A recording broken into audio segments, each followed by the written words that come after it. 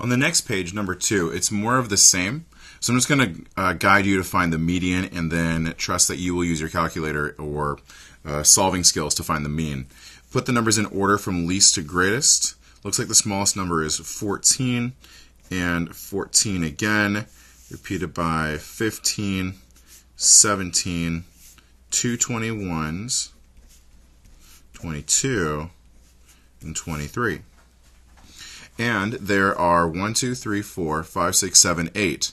Ooh, okay. So if there are 8 numbers, yes, you could go cross, cross, cross, cross, cross, cross, cross, but you're going to eventually cross every number out. So since there are 8 numbers, the median is going to split half of those numbers below and half of those numbers above. So half of 8, 1, 2, 3, 4. Half of 8, 1, 2, 3, 4. The median is going to be right in between. Well, from 17 to 21, there's 17, 18, 19, 20, 21. So 19 is the number exactly between 17 and 21. That makes 19 the median. If you want a formula, technically what we're doing is 21 plus 17 and dividing by 2.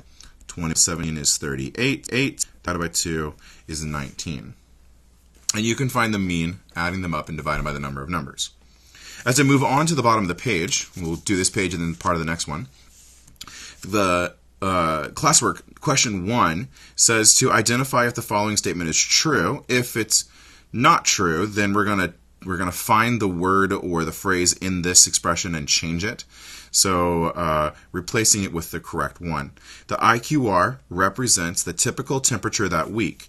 Typical temperature is another word for when we describe center.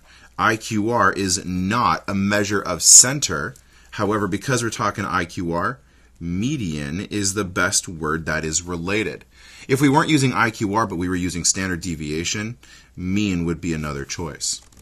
The IQR represents, part B. The IQR represents how far apart the lowest and the highest measurements were that week. Well, lowest and highest is the difference between the minimum and the maximum, and that's literally not IQR, it's just range. So that's part B.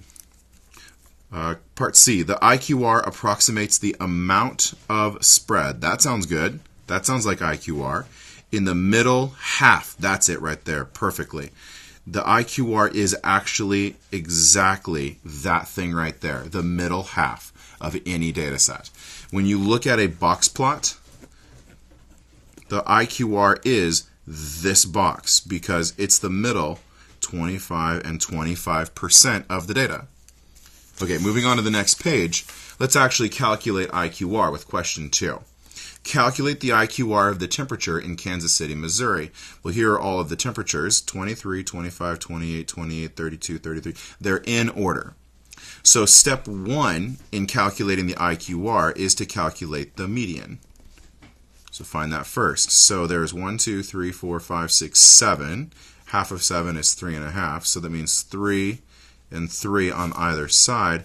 28 is the median. It's not asked for it, but it's part of this process. In order to find the IQR, we need to find quartile 1 and quartile 3. So in the bottom half of the numbers, there's 1, 2, 3 numbers. What's the median of this set of numbers? Well, it's the one in the middle. That's quartile 1.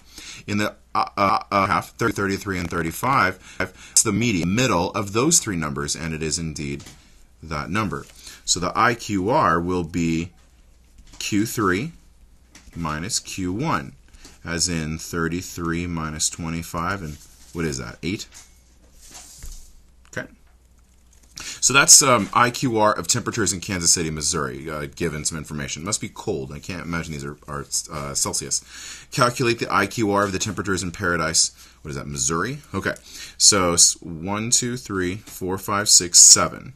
3 below, 3 above. 26 happens to be that number.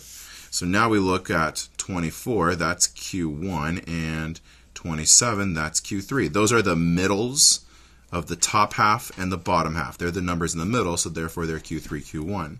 So IQR is Q3 minus Q1, literally 27 minus 24. And so that's 3. Because 8 as a description of IQR is a bigger number than 3 for the other data's description of IQR. Which city's temperature had higher variability at that rate? Kansas City. Wait, this is Missouri, this is Mississippi. Okay. Kansas City had the higher variability. And it's because there's more range, more spread between these two numbers, or rather Q1, Q3, than between these two numbers, Q1 and Q3. Had the higher variability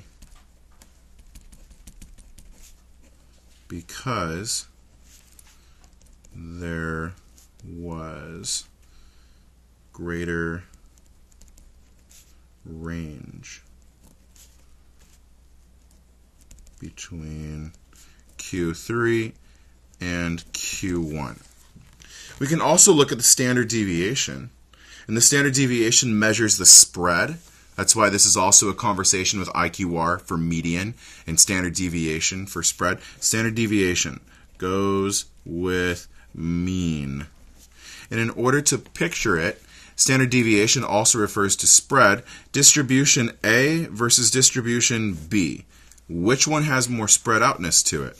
And just because this goes all the way down to the 0, all the way up to the 10, this is way more spread out. Distribution A is way more spread out than B.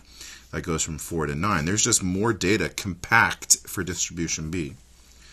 To calculate the standard deviation for each distribution, well, this is going to take some technology, and so I'm going to go ahead and go back to the calculator to do that.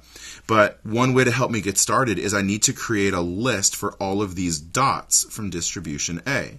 So I'm going to go ahead and do a list 0, 1, 1, 2, 3, 3. Remember, each dot represents another number from the data. A couple of 6s, 3 7s, 3 8s, 3 9s, and 2 10s. If you want to, you can type all of this into a website that says they'll calculate your standard deviation. That's fine. You can do the same thing for B. There's 3 4s, etc., etc. And when we're done, we're going to get a standard deviation calculation for A. We're going to get a standard deviation calculation for B. And the goal, although it should be obvious as we calculate it, the standard deviation for A is going to be bigger than the standard deviation for B. And so I'll let you go ahead and figure that part out to actually give me the decimal value. Round to 2 decimals, round to 2 decimals. But when you're done, we should see that A, the standard deviation for A, is bigger than the standard deviation for B.